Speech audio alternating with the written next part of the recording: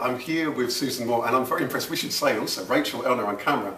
How cool is that? That's very cool. We're here talking about Sole Trader. You're one of the people featured in this book.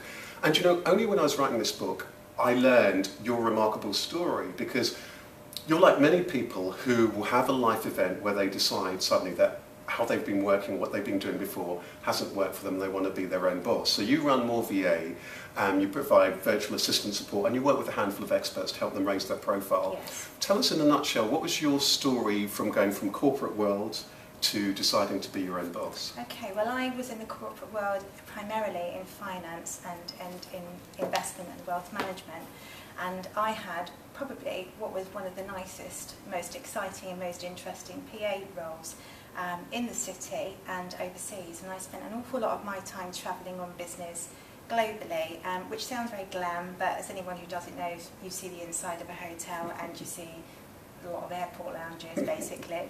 I had two very small children, they were both under 4, and I had noticed that things weren't quite right with what I thought was my eyesight, and I went along and found out, never ill, not a day's illness or anything, but I had a brain tumour. And from that then to the brain tumour being removed, which was benign, easy brain tumour to get rid of, all the rest of it, and I was very, very fortunate. It was a 4-week period, so it was 1 minute you're at work and you're flying all over the place doing lots of events and keeping company with, you know, biggest investors globally, and the next minute you're in intensive care. And that's when I thought, you know, I haven't seen my children, I don't see them from 6 in the morning until 6 at night.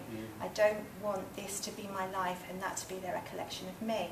And because of that, and because of the technology basically enabled me to do it, because I live in a very small village, broadband came to my village, and I was able to do what I do as a PA, and so, as someone who supports speakers and people with profile, I could do it from my own office. Right.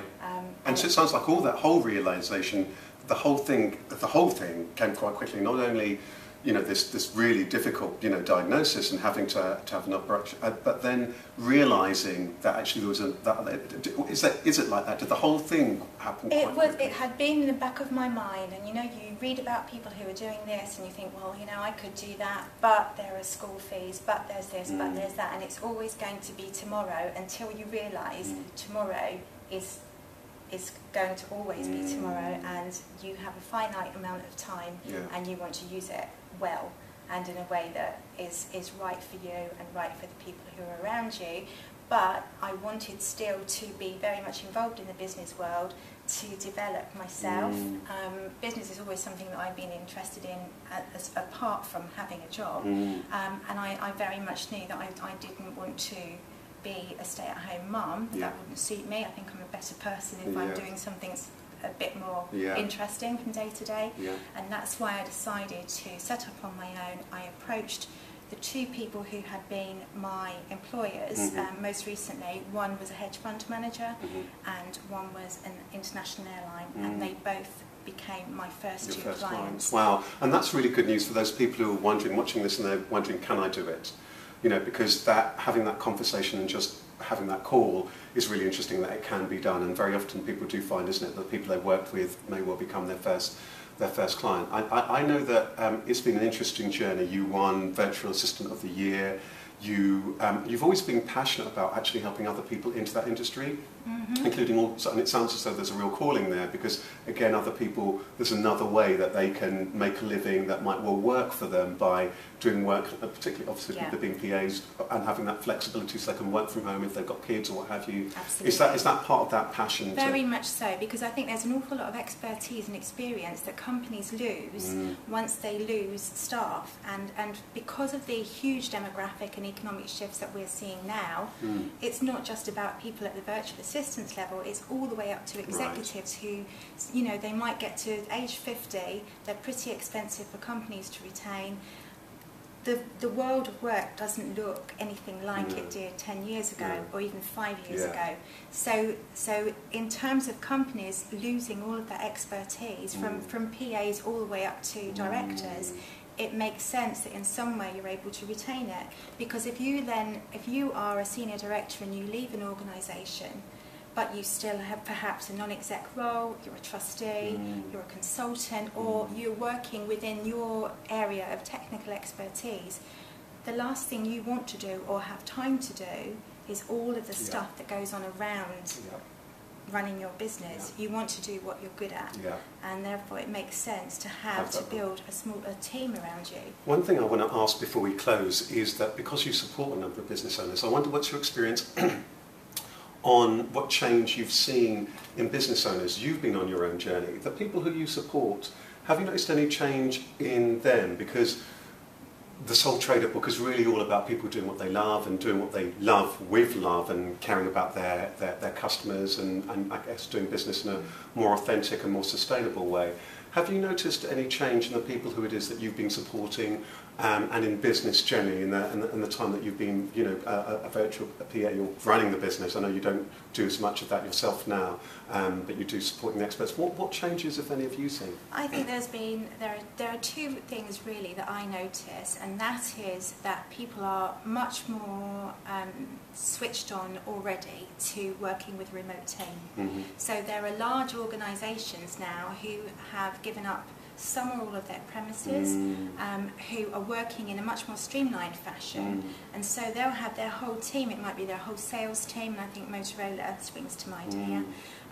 They'll have their whole sales team all working remotely, so they don't have to the overheads of office space, they don't have to be employers, and don't have the cost that involves.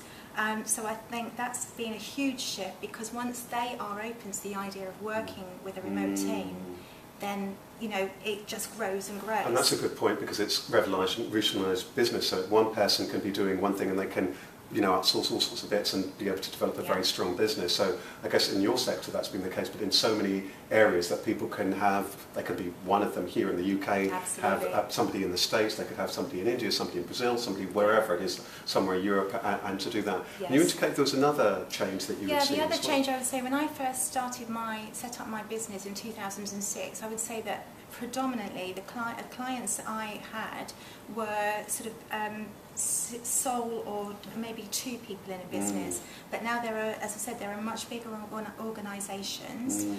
They also tended to be younger and a bit more sort of techy. That's not the case anymore. Now it's across the board. It's actually, I would say, over 40 right up to 80, and you know, they are perfectly comfortable with working with people who they rarely meet, if at all. And we work across time zones, and we work globally as well. And that's quite interesting, because I like this global dimension that you're bringing in. And for you, just to finish with, tell me a little bit about what's really important to you now in business, because it sounds as though there was a very when things started, it was very, very pronounced what you wanted to do, how you wanted to do it, and you were very clear that you wanted to spend time with the family and that you wanted to work in a completely different way. Where are you at now? What's really passionate to you now? I know there's a book that you're working on. I know you're working with far more experts and so on. What's it about for you? What's it about for you now?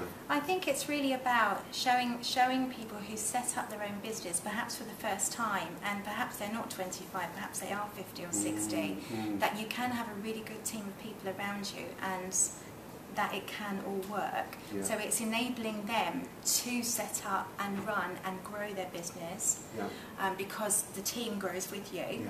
And I think also what's really important for me is to show other people who have been PAs, and there have been an awful lot of redundancies within that sort of sector, that you can still use your expertise and make a living, but it can also fit around the other things you want to do, so that your whole life just doesn't have to be about work. Well, that sounds like good news. Time. That sounds like great news. Well, thank you very much. I want to thank you very much, and I hope you enjoyed this evening's launch, and thank you for all the support that you've given me in my business as well, so thank you very much. Thank you very much. Thank you, Rachel.